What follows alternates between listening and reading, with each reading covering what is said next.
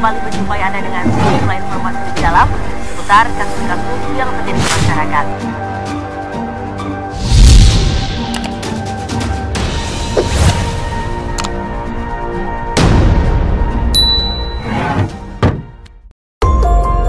Pemirsa, kali ini Fokus Kasus kembali menjumpai Anda dengan sejumlah informasi lebih dalam seputar kasus-kasus yang terjadi di masyarakat. Kali ini Fokus Kasus akan mengetengahkan tewasnya seorang gadis yang ditemukan di sebuah kamar kos seorang laki-laki.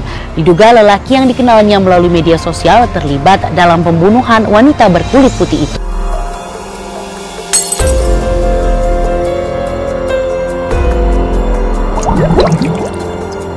Saat seorang wanita muda ditemukan tak bernyawa di kamar seorang pemuda, muncul banyak pertanyaan.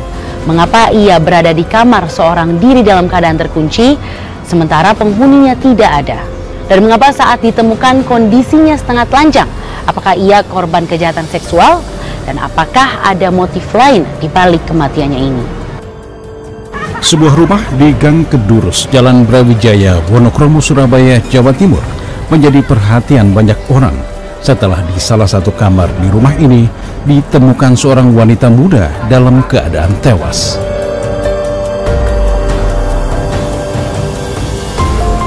Sejumlah warga yang memasuki paksa kamar kos ini menemukan wanita muda tanpa identitas itu dalam keadaan setengah telanjang.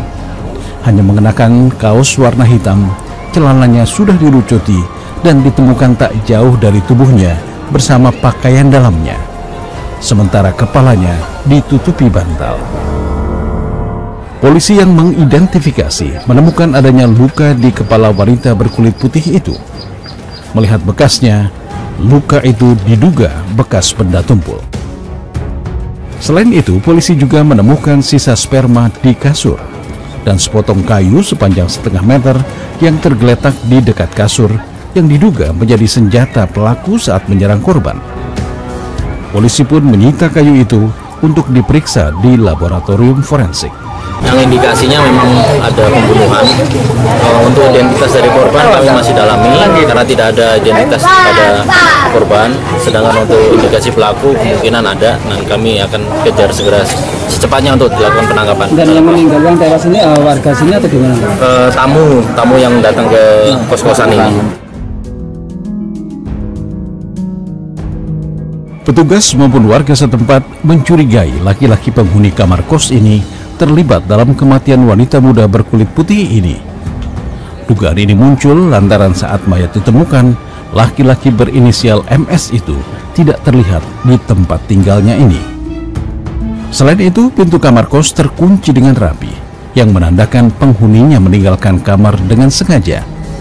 Padahal kunci kamar itu hanya dipegang penyewa kos dan pemilik rumah kos yang juga seorang pengusaha air minum isi ulang.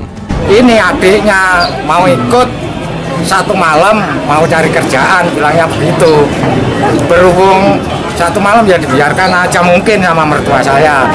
Ternyata pagi tadi didodok kok gak bangun-bangun. Lah rusunnya sana isi ulangnya kok gak dibuka. Lah orangnya yang pembantunya ini kok gak ada, sama sepedanya, sama kuncinya toko, sama uangnya nggak kembali sampai sekarang.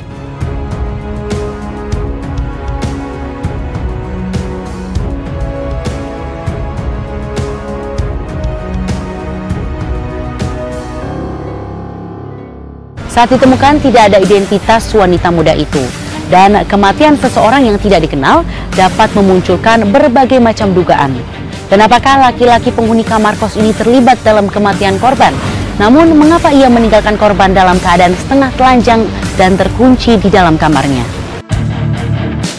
Petugas sempat mencari tahu jati diri wanita muda ini melalui rekam sidik jari.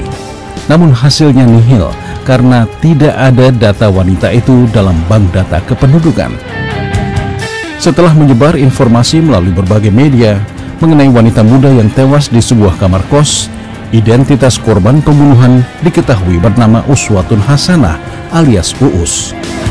Dari catatan polisi, diketahui gadis itu berasal dari Probolinggo, Jawa Timur.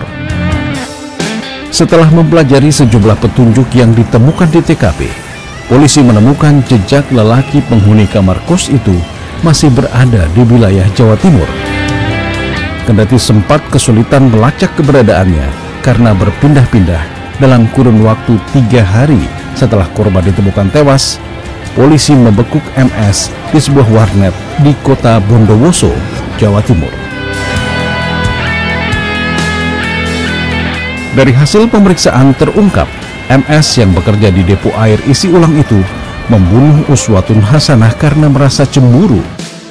Kepada penyidik yang memeriksanya, pemuda berusia 28 tahun itu mengenal korban melalui media sosial Facebook. Berdasarkan sejumlah bukti yang didapatkan dalam penyelidikan, polisi menetapkan MS sebagai tersangka dalam kasus kematian Uswatun Hasanah. Dan kami melaksanakan olah TKP dari beberapa keterangan saksi, akhirnya kami berhasil mengamankan pelaku atas nama Masud Suryadi. Jadi dari hasil penyelidikan dan penyidikan diketahui motif pelaku yaitu kecemburuan dan ketersinggungan sehingga pelaku menghabisi korban.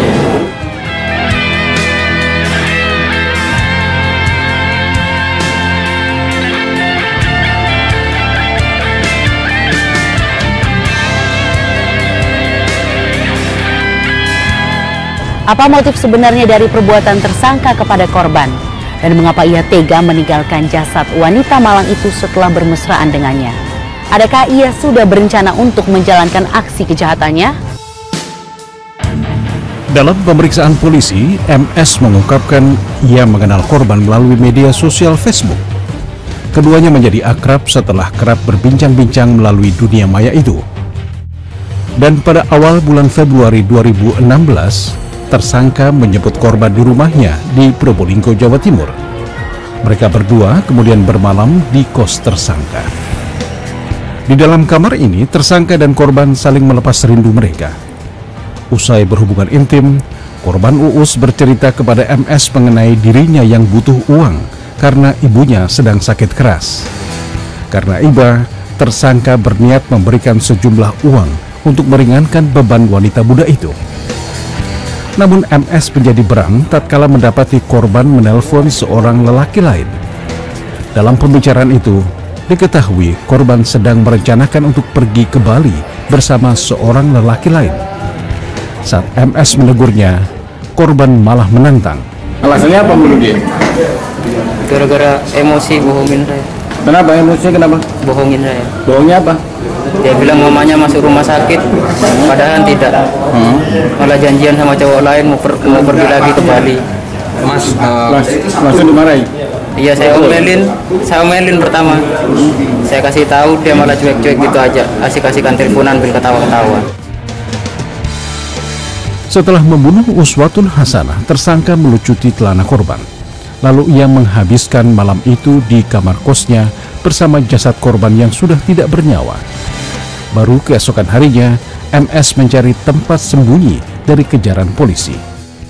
Dari hasil penyidikan diketahui oleh keterangan tersangka bahwasanya kondisi setengah telanjang tersebut karena sesaat setelah melakukan aksinya, kemaluan korban ini mengeluarkan air kencing atau air seni, sehingga ketika akan dilepas akan diganti oleh si tersangka, ternyata tidak ada pakaian lagi, tidak ada baju ganti, sehingga hanya ditutup oleh sarung. Jadi tidak sempat terjadi persetubuhan sebelum kejadian pembunuhan itu.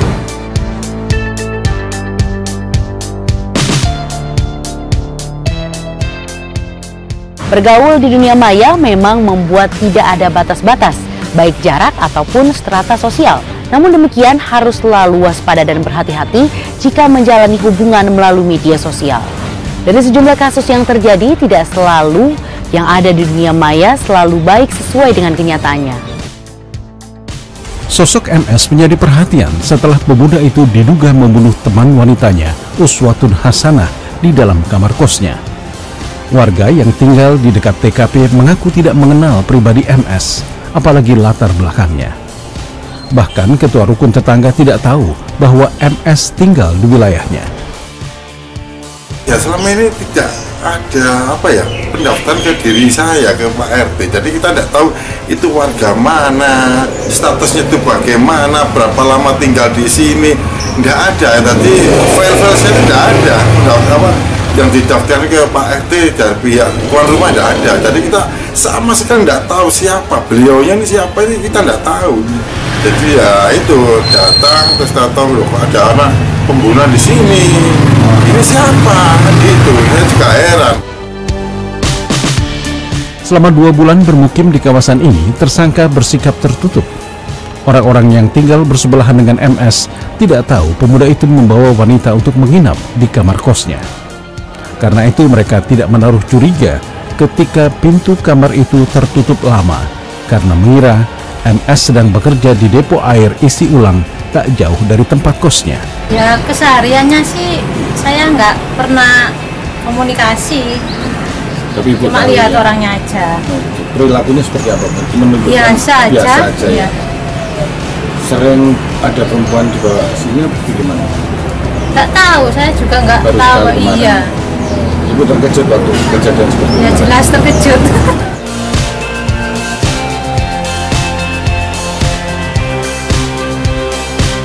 Sementara itu, di lingkungan tempat tinggalnya di Probolinggo, Jawa Timur, korban dikenal sebagai sosok yang periang dan mudah bergaul.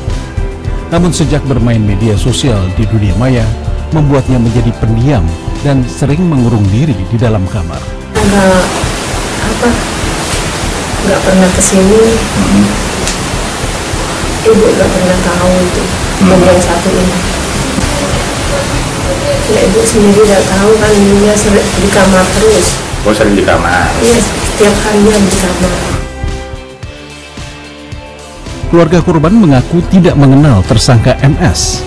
Namun beberapa hari setelah korban meninggalkan rumah, MS mengirimkan pesan melalui telepon genggamnya yang mengabarkan bahwa Uswatun sudah meninggal dunia. Dari pelaku sendiri menelpon om saya yang di Lumajang. Terus dibilangnya Uus sudah meninggal, dia di Surabaya. Alamatnya tolong dicatat.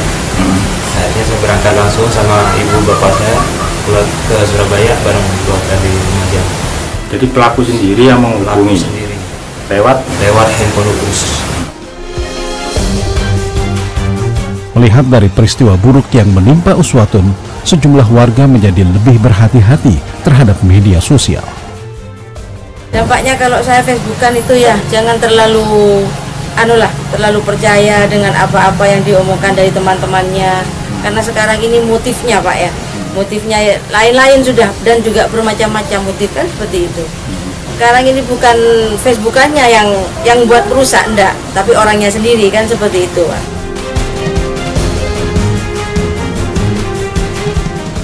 Melihat dari beberapa kasus pembunuhan yang terjadi, sebagian besar melibatkan emosi pelaku maupun korban sehingga berujung pada amarah.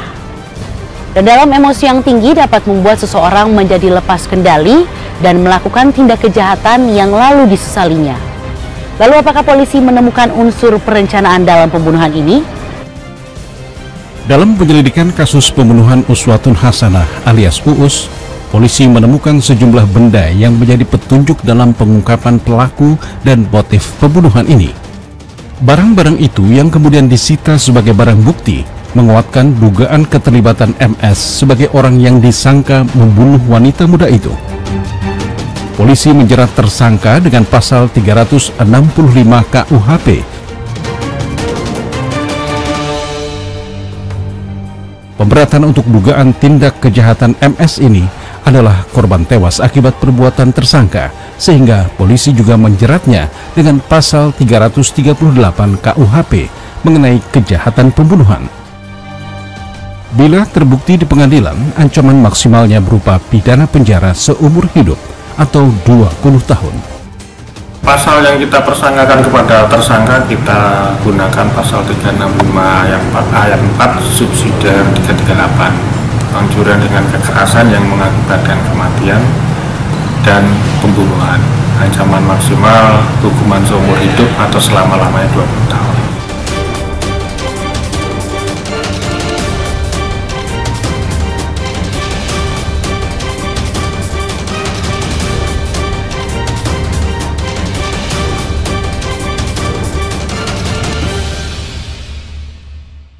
Dan tayangan tadi sekaligus mengakhiri perjumpaan kita dalam Fokus Kasus. Semoga apa yang kami sampaikan dapat bermanfaat bagi Anda. Sampai jumpa.